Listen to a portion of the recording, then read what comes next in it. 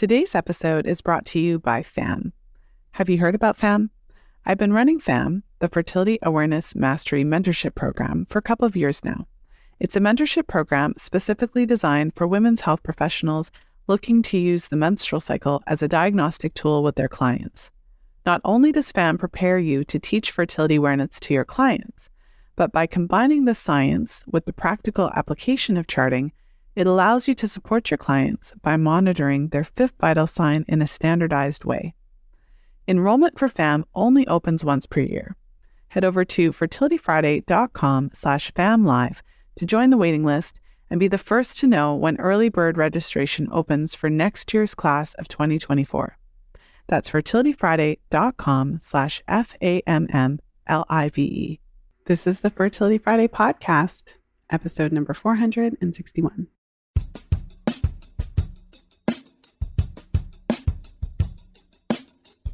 Welcome to the Fertility Friday podcast, your source for information about the fertility awareness method and all things fertility. I'm your host, Lisa Hendrickson-Jack. I'm the author of The Fifth Vital Sign and the Fertility Awareness Mastery Charting Workbook. I'm a certified fertility awareness educator and holistic reproductive health practitioner with over 20 years of experience teaching women to connect to their fifth vital sign through menstrual cycle charting, balancing hormone health, and optimizing the menstrual cycle without hormones. I have been consistently outspoken about hormonal birth control over the past 2 decades and its impact on fertility and overall health because you have the right to know how your body works and how artificial hormones disrupt that natural process. I teach women's health professionals how to utilize the menstrual cycle as a vital sign in their practices, and I host live coaching programs to help you achieve optimal fertility and health because it's important to have healthy menstrual cycles regardless of whether or not you want to have babies. I'm also a wife and mother of 2 beautiful boys and a brand new baby girl. This podcast is designed to empower you to take full control of your cycles, your fertility, and your overall health. And I'm so excited that you're here with me today.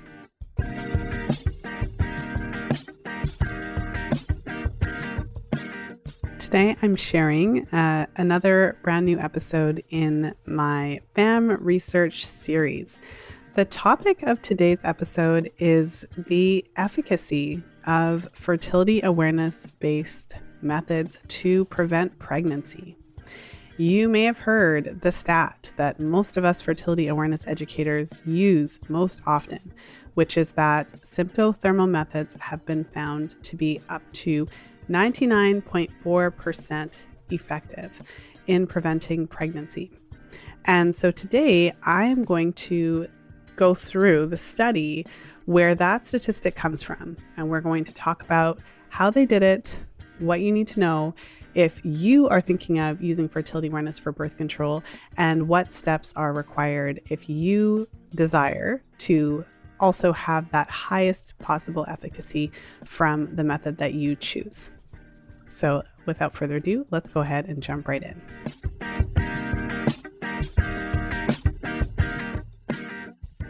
The study we will be talking about today was published in Human Reproduction in 2007.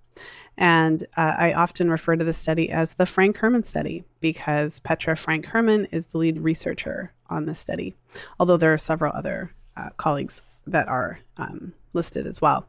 But this study is really, really interesting for a number of reasons. One of the reasons that it's interesting is because of how high the efficacy is. I mean, I think that in of itself is a topic of discussion.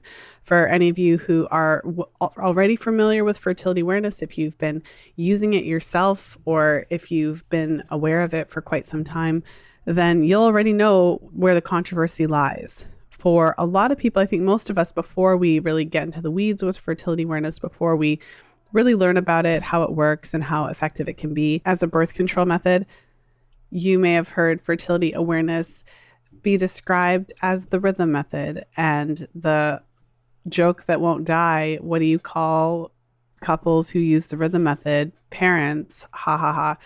Well, jokes aside, modern fertility awareness-based methods have a lot of science and research behind them. And for whatever reason, it has not yet become commonplace, but the research is there nonetheless. And one of the interesting things about this study is how it shows us that there is a high degree of efficacy to this method. It shows us that there are define periods of time in the menstrual cycle where pregnancy is not possible, where it cannot happen. And so I think that is really helpful. It's been really helpful for me in my work over these many years, because even if we hear this, even if you yourself are listening to this on this podcast and you've heard it, you've maybe read Taking Charge of Your Fertility, or you've read my book, The Fifth Vital Sign, you kind of have the concept in your mind. It's still hard to put it into action in real life. And for many of my clients, even though they're totally on board, theoretically, they totally get it from that theoretical standpoint, when the, foot meets the pavement, or, whatever you want, however analogy you want to use, when it comes time to actually have unprotected sex in that infertile phase, it can be terrifying, because even though we can understand the science, there's always a part of us that's like, does this really work? So I feel like this study is interesting from that perspective, because it does show that this method does work. And it also shows us the strategy for how to make this method as highly effective as possible. So it also gives us some insight into what steps need to be taken in order for women to achieve the highest possible efficacy with the method. A little bit about the study. There was a cohort of 900 women with 17,638 cycles.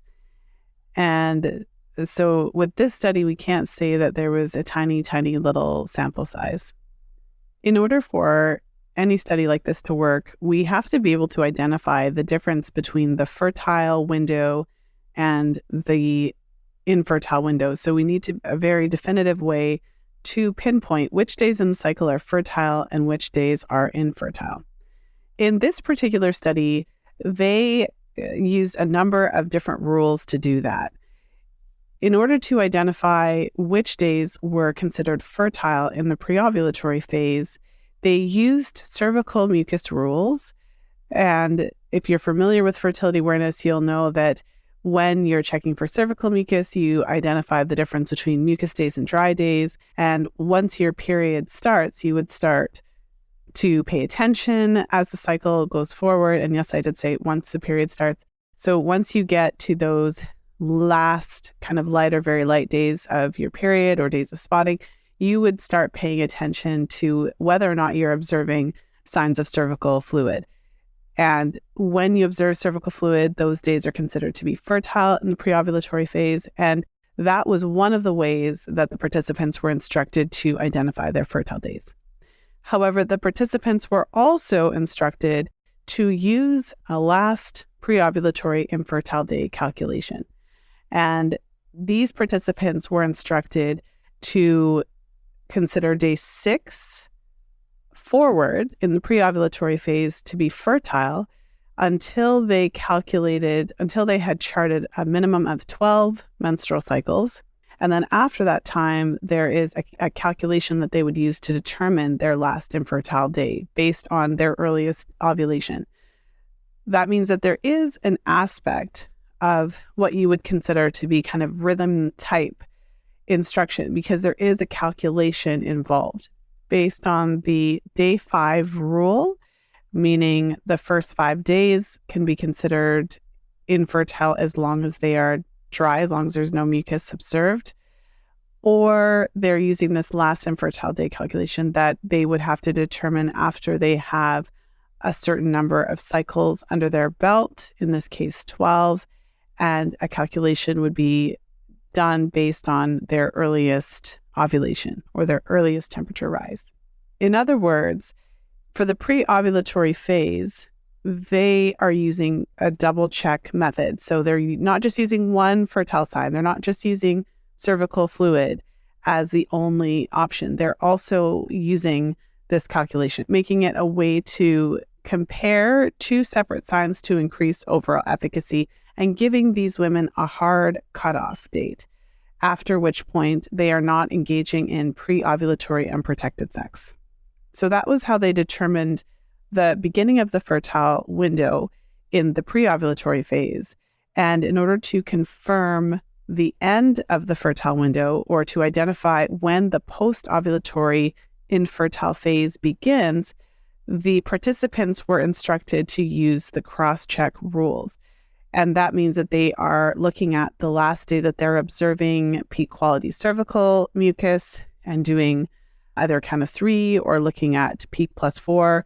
Those are two ways of saying the same thing, but it basically adds a period of 3 days after the last day that peak quality mucus is observed so that we have a buffer period, enough time to confirm that ovulation has happened.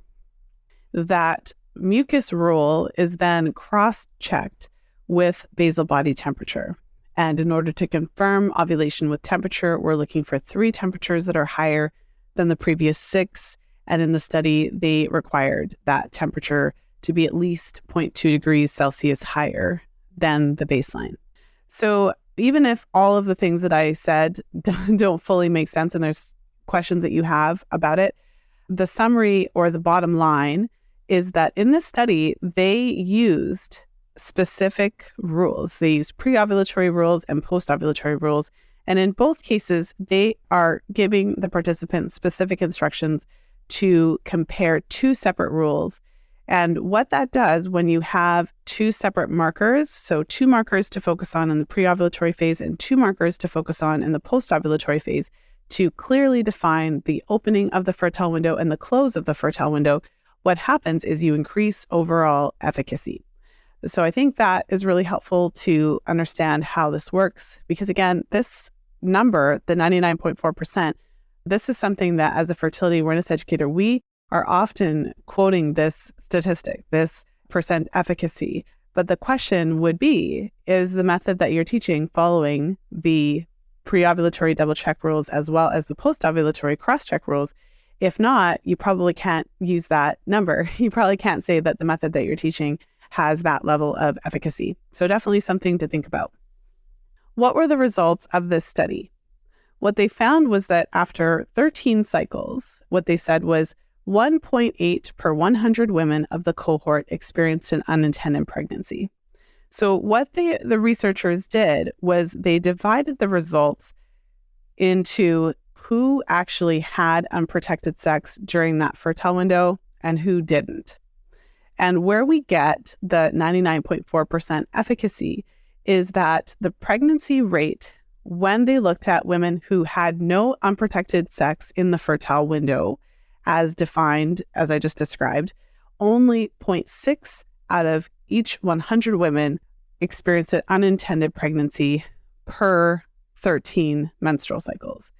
And that is significant. What that means is that if you use the method perfectly, you identify the fertile window, and you do not at all have any unprotected sex at all on any of those days that are considered to be fertile, then the rate of success was 99.4%, which is amazing. That puts the symptothermal method with these rules on par with the hormonal methods. It puts it on par with the birth control pill, with, the IUD, with all of these methods that we consider to be highly effective. And so this is good news. It means that this is what they call science, ladies. This is what they call science, because we can determine when you're talking about fertility awareness, this is not a thing where we're saying a prayer and hoping and wishing and desiring for it to work. This is something that we can learn, that we can understand, that has been tested and proven. And it's such a relief to learn that no, there is scientific evidence to show that there is a period of time in your menstrual cycle where pregnancy is not possible.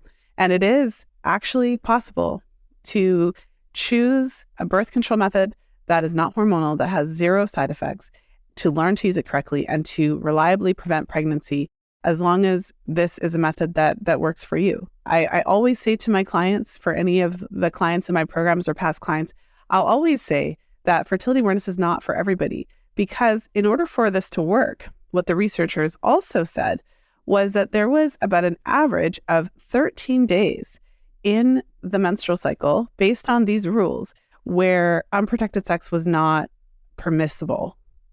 So that is something that for some women is fine. For some women, it's completely fine to use the method with caution, use the most restrictive or the most conservative rules is how I usually describe it. And this scenario that outline for you, this is the most conservative way to use the method. We are defining a specific period of time, and there is no unprotected sex during that window. Once the window opens, there's no unprotected sex until the window closes. And we make sure that in every case, those two signs in the pre-ov or the post-ov match up. Where it's not about guessing, it's not about hoping, it's not about thinking that you don't usually ovulate this early or whatever. It's about actually looking at that data every day. It's about checking and charting your signs and being able to be confident in your interpretation of those signs. And that comes with instruction and practice and experience. And so that is satisfactory to a whole lot of women. There's a whole lot of women out there who this is music to their ears. You know, I work with a lot of clients who have had issues with contraceptives. They've had issues with hormones, hormonal birth control. I can't tell you how many times I have sat in a group session, and when we're giving everyone the opportunity to introduce themselves and share a little bit about their experience, they're telling me how they went on this pill and that pill, and then they went on this IUD, and they thought they were depressed, and they couldn't handle it. They were having panic attacks, and they felt so helpless because they didn't think there was any other options available to them until they one night just happened to find out something about fertility awareness, and that led them to the podcast or whatever the case is. And so there's women out there who are really struggling, who have tried all the hormones, and for whatever reason, they just do not work well with them. You know, they are out there. And if you're one of them, you know, I see you. You're not alone. So obviously that's not the case for everybody, but for a lot of women, the hormones don't react well. We just don't react well to them, you know, and I would say I'm one of them. I looking back, I didn't really realize it at the time, but looking back, my emotions were all over the place. And of course it gave me migraines. So there's that. But yeah, so for some women, this is completely acceptable. This is a small price to pay for having the freedom of not having to use hormones and to have more control of their bodies and their cycles and all that. And for others, maybe not so much, because having such a long period of time in their cycle where they can't have unprotected sex is a turnoff. So that is a very real thing. And for every woman, that's a decision that you would want to make. If you're considering yourself using fertility awareness, it means that there is a defined period of time. Once you have charted for long enough to use that last infertile day calculation based on your own cycle, that 13-day average could go down to 9 to 10 days. But at the end of the day, there is a defined period of time in the cycle where unprotected sex would not be permissible based on the rules. And again, that depends on the method that you're using. But if we're talking about the method that was outlined in the study, that is what we're looking at. And so it was interesting because when I take a peek at the study to see what the researchers said about that, it was interesting. So I'm just going to read a little bit here. It says the authors were surprised by the high efficacy during additional barrier method use. We did not find any differences in pregnancy rates between the symptothermal method only versus what they determined or what they called mixed users. So that was a separate thing. That was looking at couples who either used barriers or couples who did not. And so the true technically way of using this method would be to not have any unprotected sex at all during the window. Because if you use, let's say, a condom during that window, you're relying on the efficacy of the condom. So if you use the condom during your fertile window and the condom breaks, you can't really say that the symptothermal method failed you. You'd have to say that the condom failed you. So that was a separate thing. And they also commented that if you're using fertility awareness, if you're tracking your cycle and you know when you're in the fertile window, you're more likely to use condoms in that window. And I would add that you're more likely to use those condoms correctly because you know that this is the only part of the cycle where pregnancy is possible. What they also said, which is what I was getting to, is that the potential fertile time, so the days that we have to consider potentially fertile, are longer than the actual time that a woman can conceive. So the research tells us that the fertile window in the menstrual cycle is 6 days. It is the 5 days leading up to ovulation plus ovulation day itself. And when a woman conceives, it's because she had sex during that 6-day fertile window. However, when you're charting your cycle, you don't know in advance when ovulation is going to occur. It's just not a thing. And the goal of the method is not to predict ovulation and to base your actions on this so-called prediction of when you're going to ovulate.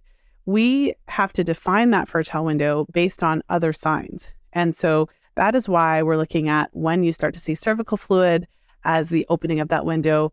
And that is why for a lot of symptothermal methods, we are defining a specific period of time where we're using that last infertile day so that we can define a specific period, a specific day where we no longer have unprotected sex in that pre-ovulatory phase until we confirm ovulation. Just popping into today's episode to invite you to join my Fertility Awareness Mastery online self-study program. If you're looking for an informative and comprehensive DIY option for learning fertility awareness, I've got you covered. This program is the most comprehensive fertility awareness self-study program available. And the best part is you can learn at your own pace in your living room for a fraction of the cost of one of my live coaching programs.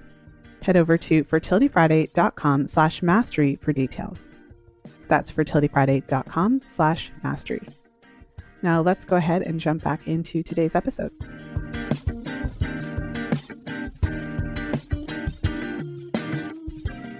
And then when we get to the point of confirming ovulation and using that cross-check, there is a wider degree of time in there. That doesn't mean that you could have gotten pregnant on every single one of those days, but in order to make the method work, we always have to have a buffer. So these two things together give us a buffer in the beginning and a buffer at the end. And so it's always tacking on a few additional days to make sure that you are not having sex in the actual window of your fertility. So hopefully that all makes sense the way I described it. And so I'm going to read what the researchers said about this, because they did make that distinction between couples who had absolutely no unprotected sex during any of those potentially fertile days that are identified with the rules versus couples who would take risks. And what they said was, for the risk-taking couples who had unprotected intercourse during the fertile time, the pregnancy rate increases to up to 7.5% per year. So the rate of 0.6 was for people who did not ever have unprotected sex at all during those fertile days as defined by the rules. But when couples decided to have unprotected sex on some of those fertile days, the pregnancy rate increased to 7.5%. And what they say is, we recognize that some of the couples were practicing conscious, what they termed intelligent risk-taking. That is, no unprotected sex during the few highly fertile days, and intercourse only on days at the margins around the beginning and the end. So what they're saying is some people like to push it, and they like to, maybe they don't want to stop having sex on day 6 of the cycle based on these particular rules. And so, instead of stopping having the unprotected sex, they push it a little bit and they have sex a little bit more, a couple more days, because they think to themselves, oh, I've never ovulated this early, and that kind of thing. Or they maybe push it on the other end where they take risks. And this is interesting because this is something that I talk about a lot in my programs. There's a whole module that I teach all of my clients who are using fertility awareness for birth control on managing the fertile window. And in that module, we talk about this specific topic and how to not be that person, how to make sure that you're not there, unless you want to be. If you're really avoiding and you really are, your goal is really not to conceive, we do talk about this whole concept of taking risks. And this is the interesting thing with fertility awareness, because this is the user failure for the most part is why women conceive when they're using this method. The failure rates are usually related to user failure and usually related to this kind of risk-taking behavior or whatever that is. And so that's a whole other topic of itself, but I thought it was interesting that the researchers pointed it out. So basically they're saying, to kind of bring it all together, that with this method, you have to add buffer days on the beginning and buffer days on the end in order to make sure that you don't have sex on the actual days of fertility. And when you do that, the method is up to 99.4% effective at preventing pregnancy, which is amazing. When you have individuals who push it and want to have sex on the fringes of that to try to kind of, just they feel comfortable with that level of risk, then you do end up having a higher rate of pregnancy. But ironically, it's not 50%, right? It's still lower. And I think that also reinforces the risk-taking behavior, because I've been in this field for a whole long time and I have seen clients on all different levels of risk tolerance. And there are definitely women who get really comfortable with the method, and they're much more comfortable taking those potential risks maybe on those earlier days in the cycle or whatever the case. And it's interesting because with a pregnancy rate of only 7.5% for the risk takers in this particular study, that would indicate that there are people who get away with this stuff for a whole long time before they actually have an unintended pregnancy. And so something to think about. I think the same thing with improper condom usage, where a lot of people apparently these days don't know that you can't use oil with condoms. So if you didn't know, public service announcement that if you use oil with condoms, whether it's coconut oil or Vaseline, it doesn't matter how organic it is, the condom will eventually break. It's a real thing. And I think that there are couples who use oils with condoms and don't know this and get away with it for a long time, until they don't. So anyways, that was a bit of a side note, but I thought that was really interesting. And so what can we learn from the study? What does the study tell us? So obviously, the study tells us that fertility awareness is effective in preventing pregnancy. It is an effective birth control method. It is evidence-based. There's science behind it. And it shows us that there are defined periods of the cycle where pregnancy is not possible. It also shows us that the greatest efficacy is achieved when we combine both the double check in the preovulatory with the cross check in the post-ovulatory. So it does show us that using the preovulatory last infertility calculation plus mucus observations together confers a greater overall efficacy rate compared to mucus rules alone. That is something that they commented on in the study, where they were comparing to other studies of different methods, and this method does have the highest overall efficacy when used in this way. And I think there's a few other things we can take from the study, especially for those of you who've ever had an unfortunate conversation with your doctor, trying to tell your doctor that you're planning to use fertility awareness and getting anywhere from a disapproving look to flat out being laughed at or being told, so you better get on a prenatal because it'll only be a matter of time before you're pregnant. However that plays out, you'll know that this type of birth control method is often discouraged. I mean, it's user dependent. You have to know how to use it, and that therefore there is a greater chance of making a mistake, especially if you don't receive adequate training. So I wouldn't say that there's no basis for the at least the kind of question of, will she be able to handle it? But on the flip side, this study does show us that when women are given the proper instruction, they are able to use and follow the method correctly.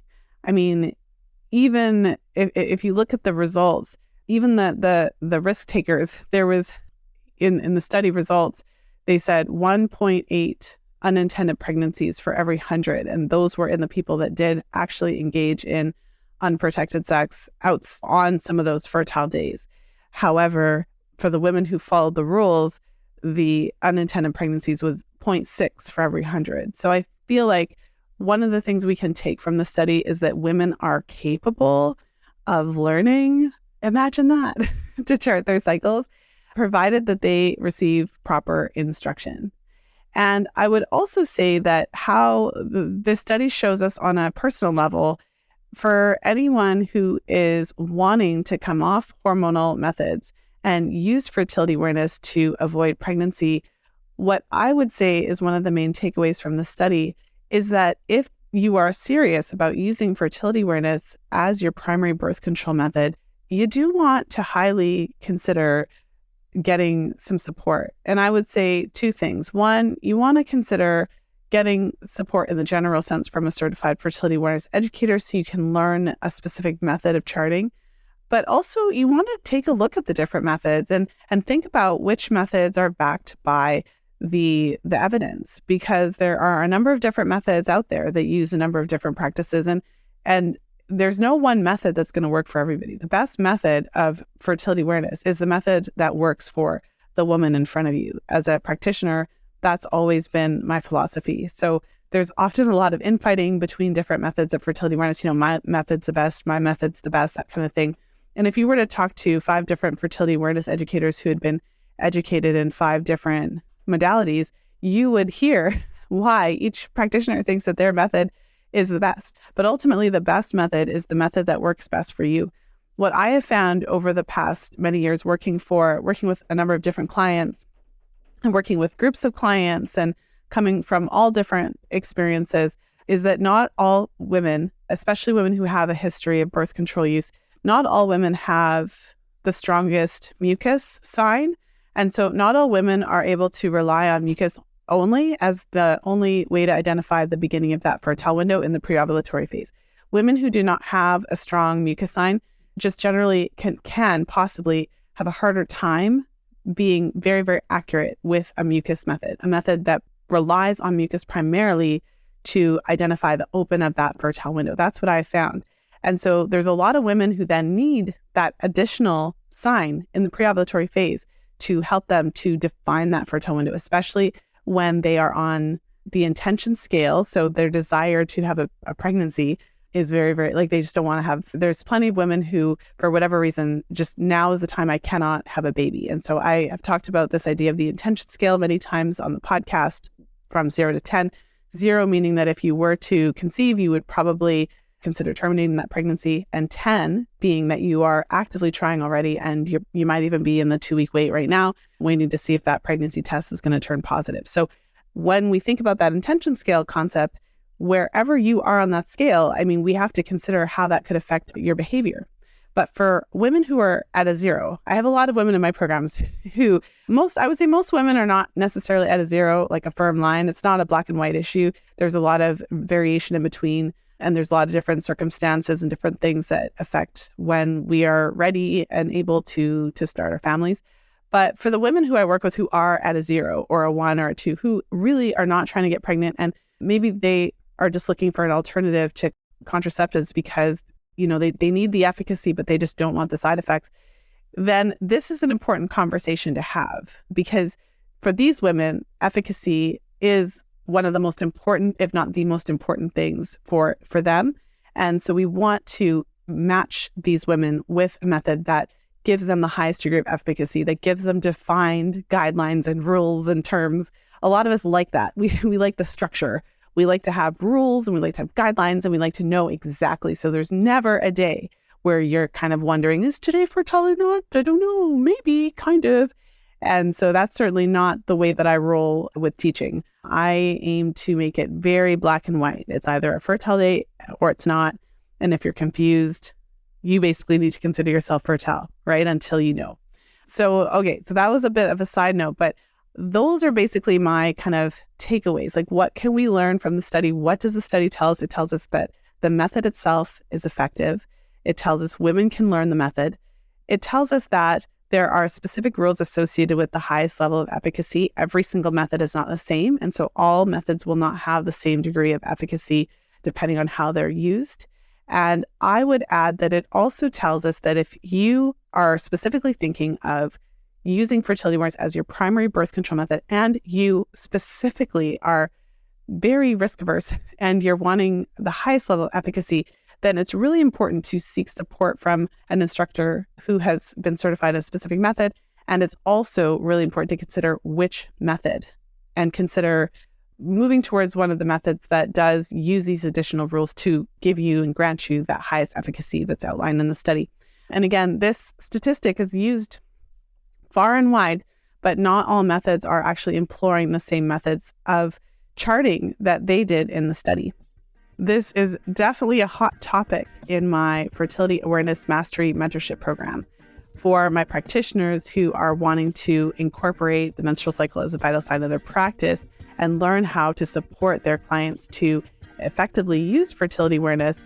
This is a really important topic that we are constantly talking about in the program, because we want to make sure that clients who are seeking support and seeking alternatives have the highest possible efficacy when they're using this method as their primary birth control. So for more information about the FAMM program, if you're thinking about joining us in the class of 2024, make sure to head over to fertilityfriday.com/FAMM live. That's fertilityfriday.com/FAMMLIVE. With that said, I hope you have a wonderful weekend whenever you're tuning into this show. If you can think of somebody who would benefit from hearing today's episode, you can find the show notes for today's show over at fertilityfriday.com/461. If you've been loving the FAMM Research Series, you'll find other episodes in the series over at fertilityfriday.com/research. And of course, as always, until next time, be well and happy charting.